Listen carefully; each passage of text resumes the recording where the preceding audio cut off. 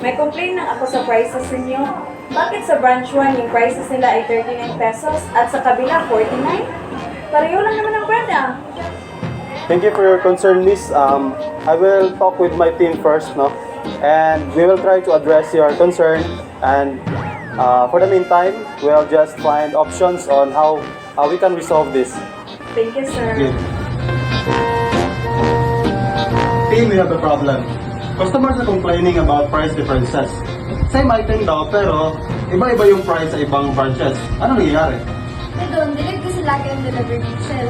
Paano tayo makaka-deliver ng tama kung kulang ang stocks? Excuse me, Bati. Hindi naman kasalanan ng warehouse yan. Ang problema, late nag-order yung branch mo. Kaya po nga, nag-sale para makabawi sa loss. Kaya siguro na dahil sa consumer. Pati na ako, suppliers affected. Sorry po, akala ko kasi nasend na yung price list sa GC. My bad.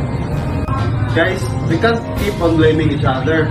Kasi kapag gagawin natin yan, mawawala yung tiwala ng mga customers natin. We should seek help. By that, I will be calling Ms. Casinillo from the HR. She will help us with this matter. Alright team, let's start with understanding, not blaming. So ano ba talaga ang root cause nito? Walang clear communication sa orders. Laging last minute sa deliveries. Price list not updated. Lack of coordination sa marketing promos. Okay, so we have three issues here. The communication, the pricing, and the timing. So, paano natin ito maayos? Okay, let's collaborate everyone. Give at least one solution. So, mag-set tayo ng fix ng ordering day per week. So, I'll post delivery schedule in a shared group chat. We'll coordinate promos and stick to official prices. So, gagawa ako ng updated price list and send it to all branches. Okay, so I heard all your suggestions and let's work together. Meeting adjourned.